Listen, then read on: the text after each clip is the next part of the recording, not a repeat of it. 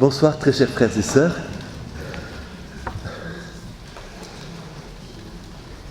Je vous invite à vous mettre sous le regard du Seigneur.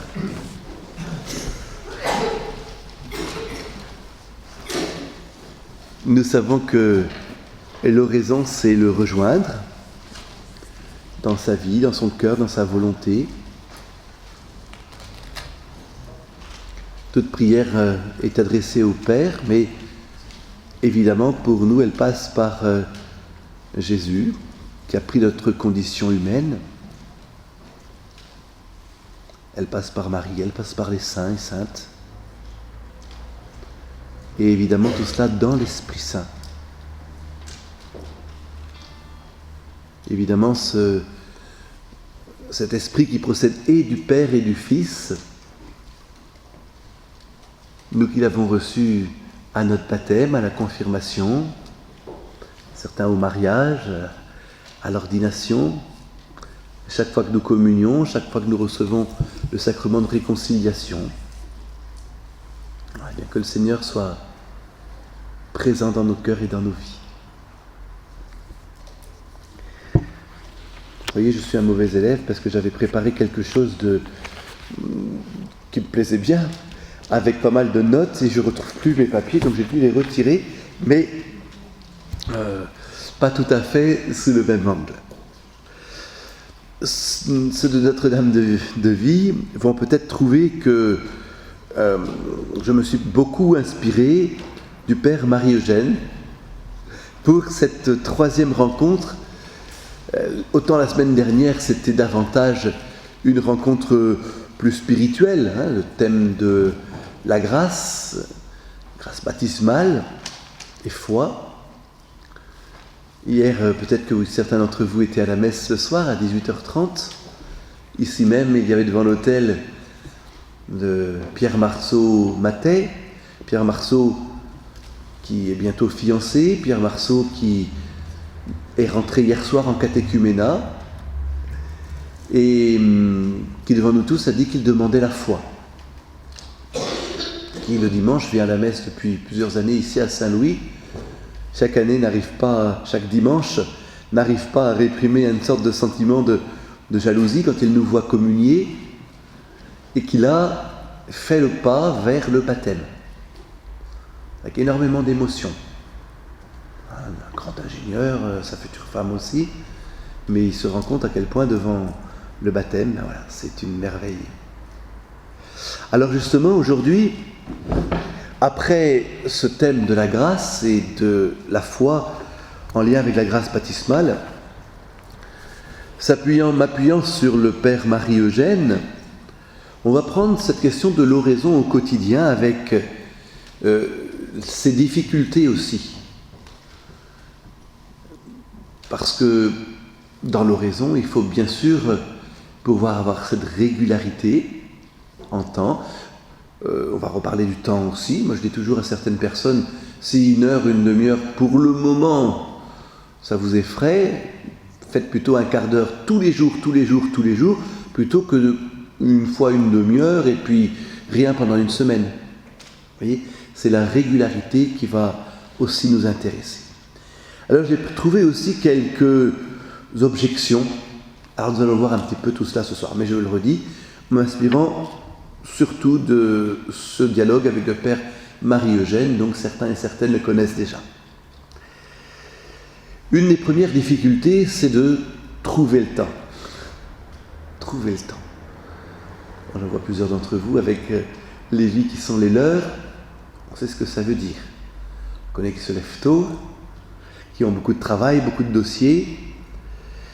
D'autres aussi, alors là c'est une personne qui est venue me le dire, moi j'ai déjà aussi, vous savez, j'ai mon chapelet, j'ai ma visite au Saint-Sacrement, faire oraison en plus, pas évident.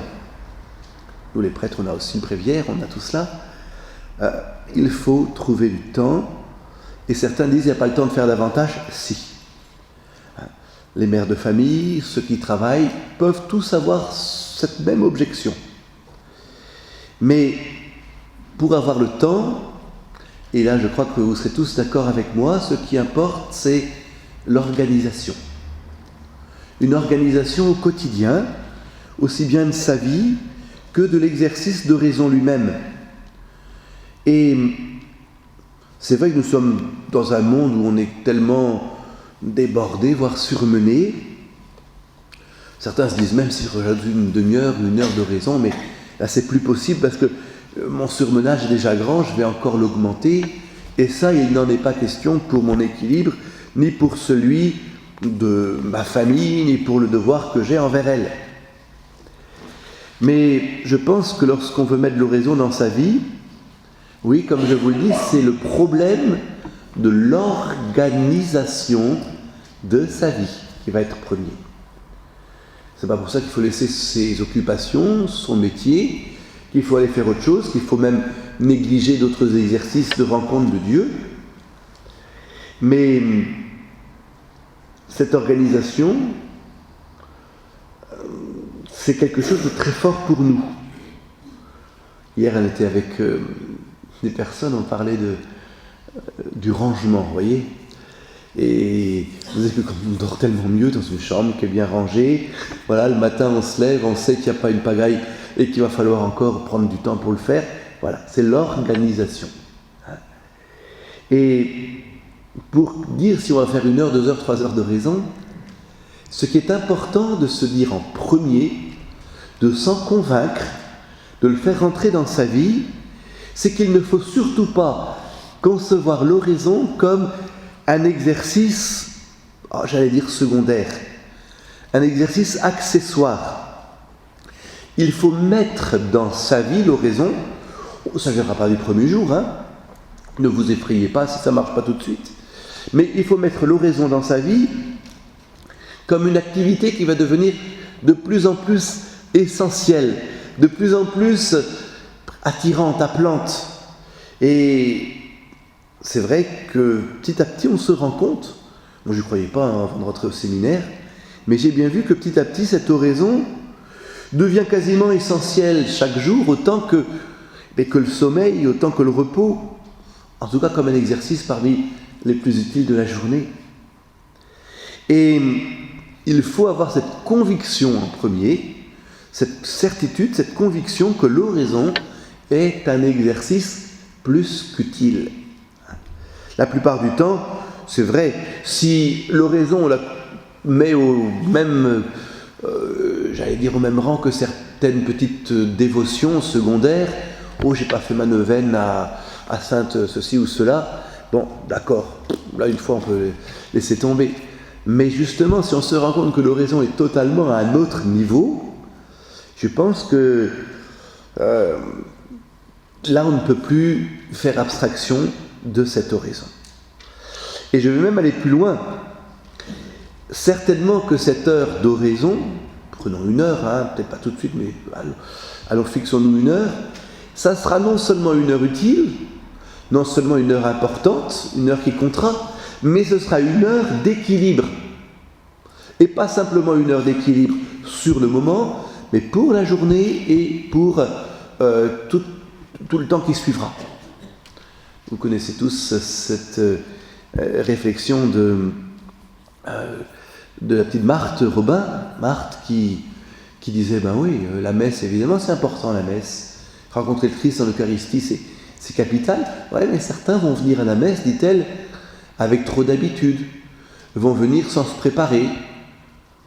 Ça, oui, je ne parle pas pour vous, mais il y en a quand même, c'est toujours agaçant, c'est toujours les mêmes, ils sont toujours en retard à la messe, toujours. Que la messe, on change d'heure avant ou après, ils seront toujours en retard. Voilà. Ça, c'est exaspérant, mais c'est comme ça, ils arrivent en retard. Et Marthe disait que l'heure d'oraison, justement, est encore presque plus importante que la messe. Bon, évidemment, c'est pas au même niveau que l'Eucharistie, c'est ce qu'elle dit aussi. Mais par rapport à notre rapport à Dieu, on changera plus dans notre mentalité et dans notre façon de penser en faisant tous les jours oraison que de venir tous les jours à la messe. Le mieux, c'est faire les deux, évidemment. Mais l'heure d'oraison nous transformera et notre attachement à Dieu sera mesuré davantage par l'heure d'oraison que par notre demi-heure à la messe tous les jours. Vous voyez, quand l'oraison est insérée dans notre vie, comme je viens de vous le dire, elle apporte un élément très fort d'équilibre.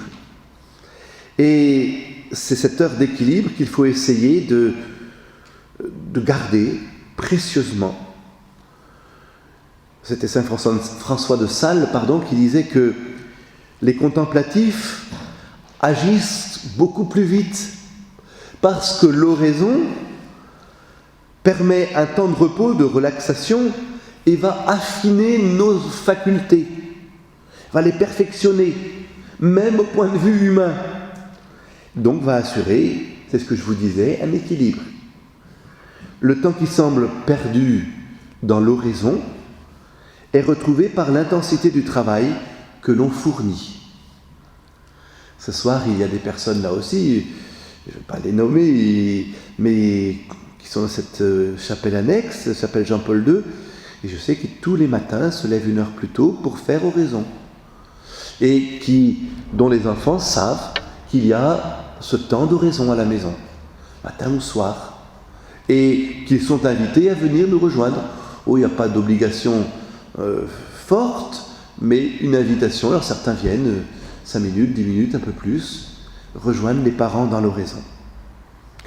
Donc, pour résoudre ce problème de l'insertion de l'oraison dans notre vie, il faut aussi tenir compte, vous savez, c'est toujours, par exemple, ce que l'on chante le dimanche qui suit Pâques, le dimanche qu'on appelait de Quasimodo, qui est maintenant le dimanche de la miséricorde, depuis Jean-Paul II, ce sera d'ailleurs le dimanche de sa canonisation.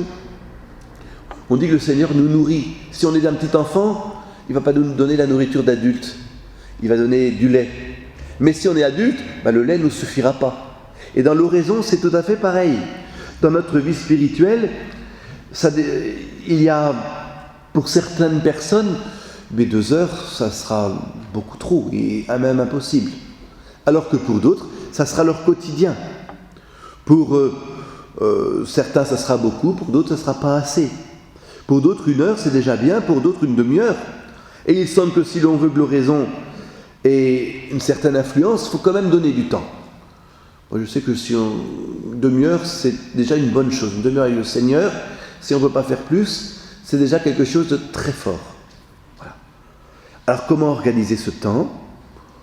On peut, de manière très pratique, le couper en 2. D'autres vont le faire en 3, en 4. Vous savez, il n'y a pas de méthode assurée. Mais je pense qu'on peut résoudre ce problème de cette façon. Moi, j'ai vu des gens vraiment occupés, et j'en connais ici plusieurs, des mères de famille, des foyers, des prêtres, des religieux, des religieuses qui ont des occupations absorbantes, et pourtant qui, dans leur vie, dans leur journée, arrivent à mettre 1 demi-heure, 1 heure, voire davantage d'oraison. Et même la petite Thérèse, quand elle nous parle de l'oraison, tout de suite, elle va parler du règlement qu'elle s'est fixé. Ce qui ne veut pas dire qu'on va organiser tous les détails de son existence. Mais malgré tout, il faut, vous voyez, j'insiste un peu lourdement ce soir, mais une organisation générale de sa vie en se fixant à un moment, si possible, toujours le même dans la maison. Et voilà. Certains vont me dire, ouais, moi je ne vais pas prendre tout mon temps pour ça, je peux prier en travaillant. J'espère que notre travail est une prière, mais en même temps, je pense que certains travaux, peut-être certains travaux manuels, peuvent favoriser l'oraison, parce que l'esprit est libre. Mais en même temps, nous savons très bien que beaucoup de contemplatifs nous disent qu'on ne peut pas allier toujours les deux. Et certains travaux, peut-être le travail intellectuel davantage, il occupe tellement l'esprit qu'il ne permet pas de faire attention à Dieu. Oui, bien sûr, au début du travail, on peut dire, Seigneur, je t'offre le travail. Il y avait des très belles prières là qu'on disait avant l'étude, des prières de saint Thomas d'Aquin qui dit que l'étude, c'est une action de grâce qu'on lui rend. Mais ça ne veut pas dire qu'une fois qu'on va être absorbé dans son travail, on ne peut pas tous les 10 secondes dire Seigneur, voilà, mais le Seigneur en même temps que l'oraison. Donc, Oui, mais c'est vrai, il y a aussi des personnes qui disent « moi, de toute façon, toute la journée, je suis avec Dieu, j'y pense très fréquemment, donc je n'ai pas besoin de faire oraison. » Ben moi, je leur dis non. Il faut, je crois, cet exercice d'oraison. Et des fois, un peu de malice, on leur dit aussi « oh ben, vous avez de la chance, si déjà vous pensez tellement à Dieu, si facilement, c'est bien. Je pense que ce ne sera pas difficile pour vous de donner un temps spécifique encore en plus à Dieu. » Donc dans l'oraison, autre point, on ne le fait pas de manière distraite. Vous savez, cette force de mettre son attention, sa vie, se recueillir. C'est beau comme mot, ça, se recueillir. Je pense que l'oraison exige un recueillement. Et elle comporte une attention à Dieu et une attention de concentration de toutes nos facultés. L'oraison, on le sait bien, c'est un échange affectueux avec Dieu. Et de notre part, cet échange exige justement que nous y apportions pas simplement un peu d'attention, mais toute notre attention, toutes nos facultés. Et je pense que dans l'homme actif qui va faire oraison, va orienter son intelligence vers Dieu. Et c'est là où il faut donc, comme je vous le disais tout à l'heure déjà, il faut un cadre et des conditions particulières. D'ailleurs, vous savez très bien que, moi le premier, c'est ce qu'on dit aussi, oh là là, j'arrive pas à me recueillir, mes facultés, ça part un peu dans tous les sens. Parfois, c'est pas pendant 2 minutes que j'arrive à être... voilà. C'est vrai qu'il faut se recueillir et garder cet esprit recueilli. Bon, en même temps, je crois que je vous l'ai rappelé déjà l'autre jour, cette prière de Saint Vincent de Paul, il dit « Oh ben toi, si tu réussis à dire ton Notre Père en entier, je te donne mon cheval. Hein. » Tu me donnes ton cheval ? Ben oui, je te donne mon cheval. Mais vraiment, recueille-toi jusqu'au bout du Notre Père. Notre Père qui es aux cieux, que ton nom soit sanctifié, que ton... J'aurai la selle aussi avec ? Bon, voilà. Donc vite, l'attention, ça s'en va. N'ayons pas peur. La petite Thérèse de l'Enfant Jésus, je rappelle souvent, quand je vois des petits mamans piquer du nez, je me dis, c'est merveilleux, Thérèse devant le Saint-Sacrement s'endormait chaque fois. Donc, c'est pour ça que ce que je vous dis, il faut du recueillement, mais n'allons pas dire, c'est pas pour moi, c'est trop dur pour moi, non. La difficulté de se recueillir, surtout au début de l'oraison, va prendre une autre forme, mais justement qui doit être vaincue par l'organisation. L'organisation qui sera de choisir un temps, comme je viens de vous le dire, mais aussi un lieu pour son oraison. Je pense à tel ou tel papa qui, le matin, là, a pris devant son icône, les enfants courent partout autour, mais il arrive à rester complètement concentré devant son icône. D'autres auront besoin de se recueillir dans un lieu beaucoup plus, seul. Comme dit Jésus aussi, tu veux me parler, bien retire-toi dans ta chambre et parle-moi, je suis là dans le secret. Donc il faut considérer que l'oraison, surtout dans ses débuts, comporte, je vous dis, cette attention des facultés. Et certains sont du matin, certains sont du soir. Il y a des personnes qui vont se recueillir beaucoup plus facilement le matin que le soir, et vice-versa. Sainte Thérèse, justement, nous dit que, là c'est Sainte Thérèse d'Avila, la grande Thérèse, quand on a de la difficulté pour se recueillir dans l'oraison, là je la cite, le premier essai à tenter, c'est de changer l'heure de son oraison et de la faire à un autre moment pour voir si cela va mieux. Il n'y a pas de règle générale, chacun de nous a son tempérament, chacun de nous a ses aptitudes. Vous voyez, comme en même temps on est respecté par le Seigneur dans ce cœur à cœur, ce temps qu'on lui donne. Donc il faut choisir le cadre. Je redisais l'autre jour dans un très très bel article, la spiritualité. Dans la spiritualité, elle est très différente selon les ordres religieux. Les bénédictins, c'est pas les cisterciens c'est pas les chartreux, etc. Chacun a sa manière de penser. Regardez par exemple, beaucoup d'abbayes bénédictines sont de style gothique. Donc cette élévation vers Dieu, aussi bien des voûtes que de la lumière, que de la prière. un peu ce style gothique, parce que justement, on va chercher dans l'élévation des voûtes une certaine splendeur. Hein, c'est un petit peu ce style flamboyant. Hein, nous, en Bretagne, on a beaucoup de gothique flamboyant, même s'il est un peu plus tardif, et que le granit fait que, évidemment, le travail est plus rude que dans le tuffeau, par exemple, du Val-de-Loire. Le Christchère à Saint-Paul-de-Léon, le plus haut clocher de Bretagne, c'est du gothique flamboyant. Mais ça n'a rien à voir avec ce travail fini dans le tuffeau ailleurs. Donc, vous voyez, les cisterciens, eux, vont choisir davantage des vallées. Je pense à tous ces moines qui ont défriché pendant longtemps des vallées au Moyen-Âge. Et presque toutes les trappes sont dans les vallées. Le Carme, lui, qu'est-ce qu'il va faire? D'ailleurs, son habit le montre bien, parce qu'il a la ceinture de cuir et le scapulaire. C'est un ermite. Donc, lui, il va chercher davantage le désert. Vous voyez, le cadre de la prière a de l'importance. Et, bon, évidemment, nous, ici, on ne peut pas dire, tiens, je vais faire dans mon bureau de ma chambre une église gothique ou une église romane. Non, bien sûr. Mais chacun peut prier dans le style. Moi, je sais que, en plus, on a cette chance, nos presbytères, on a la présence réelle. On a refait un petit oratoire en bas. C'était Sylvie qui, à l'époque, était responsable de la catéchèse. Je ne sais pas que j'ai fauché sa pièce, mais quasiment. Et d'ailleurs, ce n'était pas la pièce qui servait le plus, mais on en a refait notre oratoire. Hein. Et Sylvie nous a d'ailleurs aidé à l'arranger. Voilà, un lieu où matin, midi, soir, avant d'aller au lit, on peut se recueillir dans cette petite pièce où il y a le Saint-Sacrement. Voilà. Et moi, je trouve que c'est un style très dépouillé, et là, on peut prier. Donc, certains vont aussi avoir besoin du Saint-Sacrement. Une question, parce que des fois, on se dit, tiens, on va faire oraison, est-ce qu'il faut sortir le Saint-Sacrement, l'exposer, ou non? Ce matin, encore un monsieur qui a reçu un long moment, qui voulait savoir est-ce qu'il allait faire de sa vie d'oraison, s'il fallait qu'il déménage de Brest pour avoir l'exposition du Saint-Sacrement en permanence, etc. Je dis, vous savez, bien sûr, il n'est pas exposé toute la journée, le Saint-Sacrement, mais il y a cette petite porte pas épaisse, Jésus est derrière, hein. Donc c'est pas la peine non plus toujours de le voir en face toute la semaine.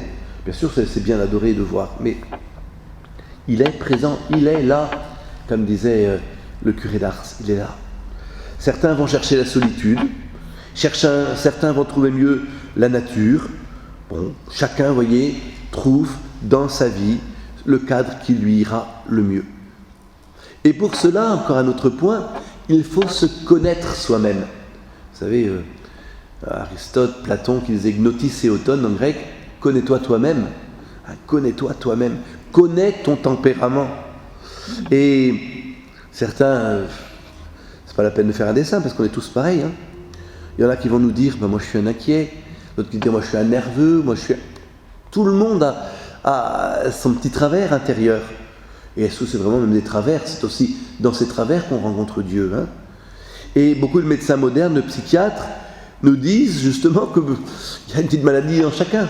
Hein, chacun, non pas que tous nous ayons besoin de passer par la clinique, mais c'est vrai que l'on découvre telle ou telle tendance dans la personne. Et cela qui n'est pas pathologique, hein, c'est-à-dire ça ne va pas créer véritablement en nous un déséquilibre, pourtant va se porter aussi sur notre tempérament, sur l'intelligence. Alors, c'est pas moi une tendance à l'inquiétude, une tendance à la mélancolie, on va la retrouver dans l'oraison. Pas besoin d'avoir peur de cela. Elle pourra produire un certain agacement, un certain énervement. Il faudra en tenir compte. Aimons-nous davantage nous-mêmes. Hein, hier, on disait ça, il y a tellement de gens qui ne se sentent pas bien parce que ils ont honte d'eux-mêmes, ils se trouvent moches, ils ne se trouvent pas bien. Mais chacun est magnifique aux yeux de Dieu. C'est ça qu'il faut dire. Combien de jeunes mal dans leur peau, etc. Mais non, il faut se connaître soi-même et il faut dépasser cela. C'est là où justement, certains médecins vont vous le dire, certains groupes de relaxation. Vous savez qu'on parle beaucoup de la respiration. Hein, la respiration comme une véritable relaxation. Eh bien, je suis sûr que si on le fait, dans l'oraison, là aussi, on retrouvera ce calme. Moi, j'ai toujours vécu mon temps de bréviaire comme un moment de rencontre cœur à cœur avec Dieu, mais aussi une coupure dans, des fois, les agacements, les énervements de notre journée, pour reprendre souffle. Et justement, ce souffle qui apaise. Bon, peut-être qu'il ne faut pas exagérer dans ce domaine, mais je pense qu'il ne faut pas non plus, dans le monde d'aujourd'hui, il y a tellement de gens qui cherchent, par exemple, tout ce qui est l'hindouisme et autres, tout ce qui est zen. Vous croyez qu'on n'a pas mieux, nous, chez les catholiques? On a largement mieux. Et bon, j'espère qu'il n'y a pas d'hindouistes parmi nous ce soir. Mais c'est sûr qu'on a ces merveilles. Les moines du Moyen-Âge, je suis toujours passionné par le Moyen-Âge, les moines du Moyen-Âge, mais ils trouvent un équilibre entre l'action, la prière et le travail manuel. Le Seigneur est là, et c'est toute une respiration de leur vie, et cet équilibre qui est donné. Donc, il y a toutes ces techniques qui reposent simplement sur notre anatomie, sur notre physiologie, mais je pense que, bon, certains vont dire, moi ça me branche pas du tout, mais d'autres auront besoin de cela, et il ne faut pas du tout le négliger. Voilà. Donc, mais il ne faut pas avoir peur non plus de se faire aider. Parmi nous, il y a des gens qui sont plus enracinés dans la prière. Moi, comme prêtre, humblement, je sais qu'il y en a qui prient plus, qui prient mieux que moi, certainement, et il n'y aurait aucune honte, aucun. Et je trouve au contraire que c'est merveilleux d'aller voir un laïc et lui dire comment est-ce que tu fais, comment est-ce que tu peux m'aider moi aussi à mieux organiser ma prière. Voilà. Alors il y a un autre problème de l'oraison, c'est aussi ce lien avec la prière liturgique. Vous savez, le Concile Vatican II a dit que la prière, la liturgie était le sommet de la prière. Et c'est vrai que ce culte rendu en commun, en plus c'est très fort, là, quand on est tous ensemble un dimanche matin ou un dimanche soir ou dans une autre église, et qu'on voit toutes ces personnes différentes, mais tournées vers le même point central qu'est l'autel, d'abord la table de la parole, puis la table de l'Eucharistie, on voit qu'il y a quelque chose de très très fort qui se dit. Mais en même temps, oui, certains vont dire que la liturgie suffit.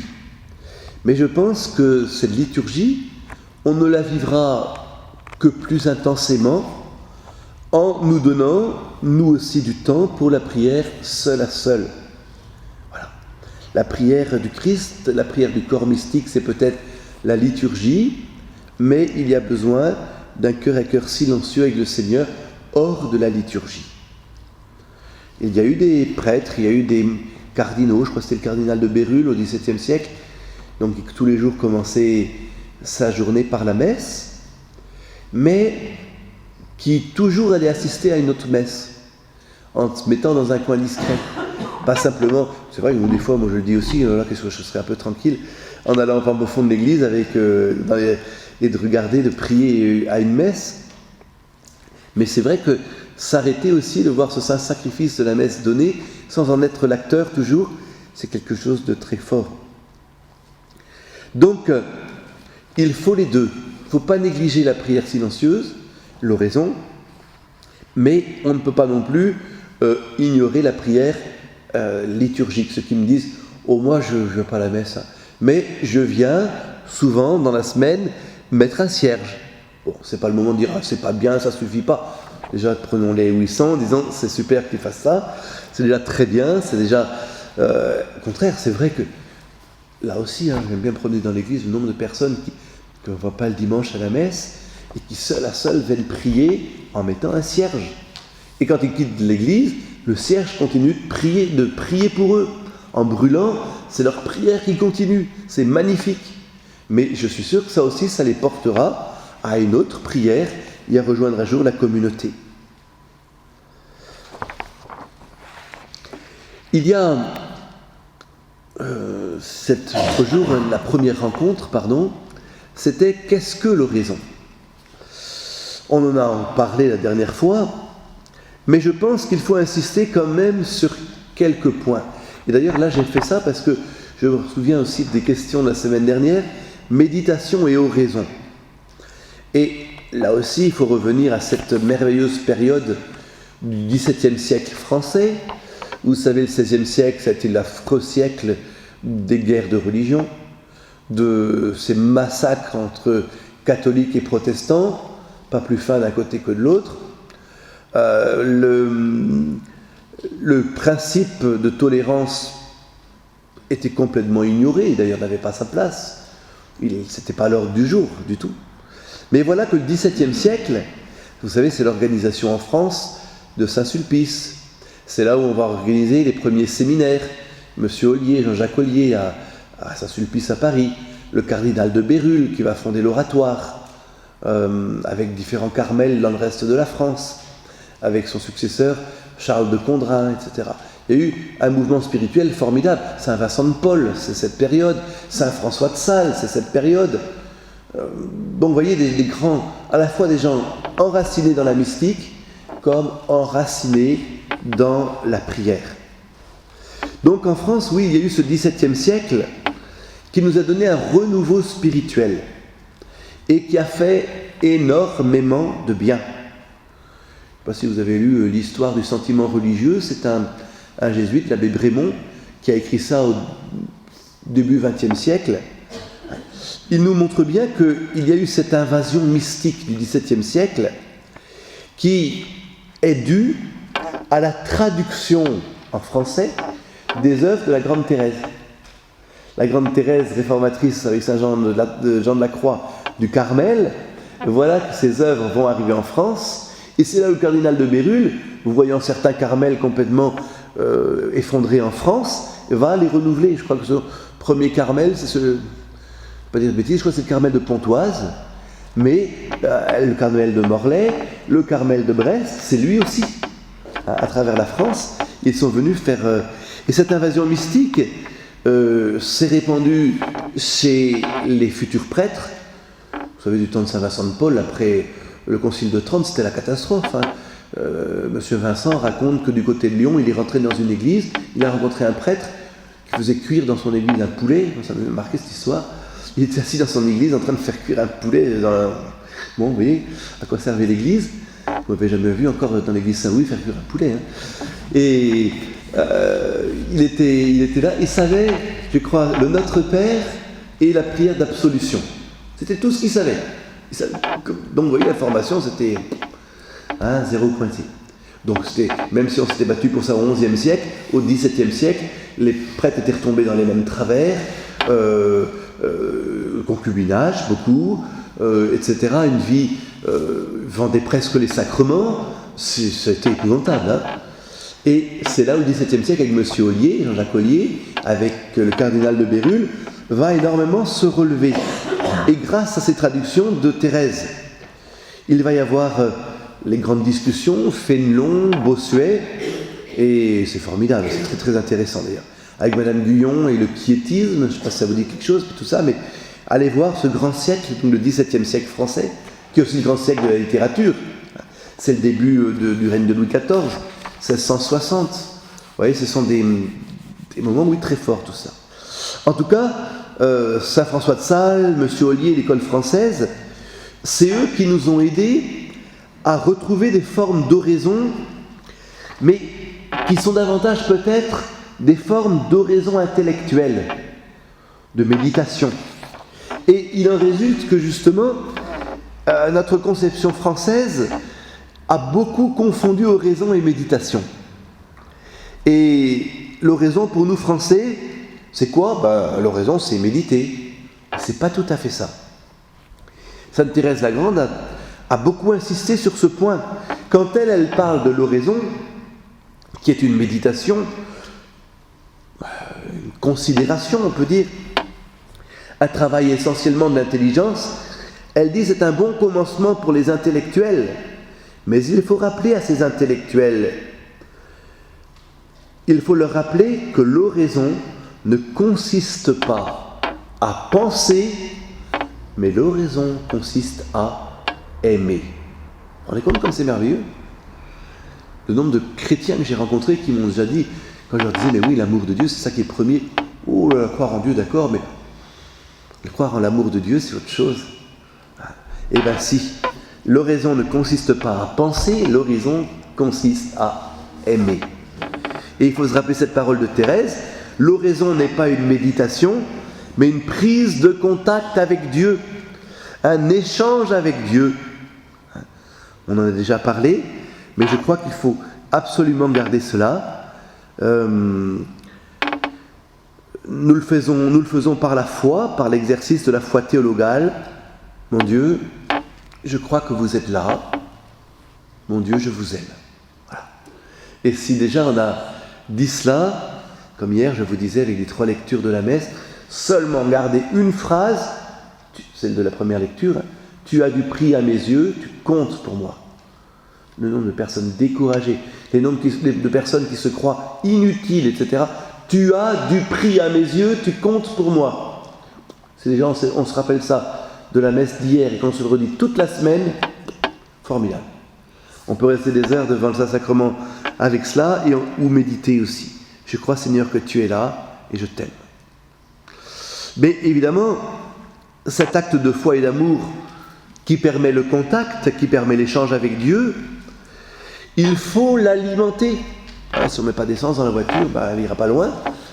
Si on ne met pas des batteries, etc., il faut l'alimenter. Et quel sera l'aliment ? Nous sommes tous des êtres avec un intellect, donc on peut se servir de la méditation, c'est vrai, mais nous ne sommes pas là pour faire des méditations philosophiques ou théologiques. Ça, c'est encore un autre aspect. Pendant l'oraison, nous ne sommes pas là pour cela. Ne croyons pas qu'on aura fait une excellente oraison après avoir fait une méditation. Trouvé de belles pensées, construit de beaux raisonnements. Si nous faisons cela, oui, nous avons une prière, mais nous n'avons pas une oraison. Alors, toujours dans les problèmes, les questions pratiques, quel moyen pour le contact avec le Seigneur ? Comment rencontrer Jésus ? Oui, il faut prendre contact avec Dieu. D'ailleurs, vous savez, on prend souvent cette comparaison avec les enfants du caté, lorsqu'on les prépare à leur première communion, qu'on les prépare à leur première confession. On dit toujours qu'il y a cette corde qui relie Dieu et chacun d'entre nous. Eh bien oui, mais s'il y a le péché, paf, la corde elle est coupée. Mais la confession, au lieu de nous éloigner un peu de Dieu parce qu'on n'est pas fier de ce qu'on a fait, elle refait un nœud à la corde. Eh oui, mais elle sera un peu plus courte. Donc Dieu et nous, on se rapproche de plus en plus. Plus on est proche de lui par la confession, plus cette union, Seigneur, qui est bien présente. Donc il faut prendre contact avec le Seigneur. C'est... Vous savez, quand elle était devant le tabernacle, Thérèse disait, c'est lui le divin prisonnier. Il est dans le tabernacle, le Seigneur. Il est le divin prisonnier. Et il disait, c'est une image pourtant bébête qu'elle disait, mais c'était toujours le point de contact auquel elle revenait. Qu'est-ce que je vais commencer dans ma prière de l'oraison ? Seigneur, tu es là présent au tabernacle et tu en es le divin prisonnier.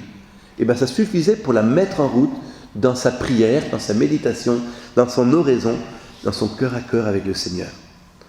Thérèse d'Avila raconte par exemple aussi que il y avait une personne, dit-elle, très, très beau ce texte, une personne me disait qu'elle ne savait pas faire oraison, qu'elle ne pouvait réciter que le Notre Père.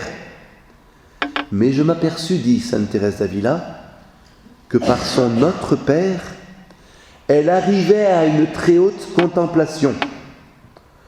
Je pourrais moi-même vous raconter ce que j'ai rencontré dans un de nos monastères. Et elle parlait justement d'une religieuse qui disait, mais à la fin de sa vie, toute sa vie, elle a voulu prier. Je ne sais pas prier. Je ne sais pas prier. Je ne peux même pas dire le Notre Père, disait-elle. Je commence, et dès que je dis Notre Père, je m'arrête là tellement je suis ébloui. Vous croyez que ce n'est pas quand même une véritable oraison que ça ? Voilà. Ce n'est pas la peine d'aller chercher loin de... Mais c'est Notre Père, c'est ce lien. Vendredi soir, j'étais avec les confirmants en jeunes, les troisièmes, là, et je leur ai dit que justement, il y a ce notre Père, une dimension collective, mais qui a le je crois. Je crois en Dieu, le Père Tout-Puissant, c'est pas nous croyons, c'est je crois. Moi aussi qui me sépare peut-être du groupe, qui va me séparer de mes parents, pour un jour dire devant Dieu je. Voilà. Et c'est comme ça que le contact est présent. Bon, je crois que l'heure tourne. On pourrait continuer encore, mais je crois qu'il faut s'arrêter. Et que là, déjà, voilà, on a beaucoup de bons exemples qui déjà suffisent. On pourrait y revenir. Hein. Et juste, je voulais... oui, on aurait pu... Il y a tellement d'autres points.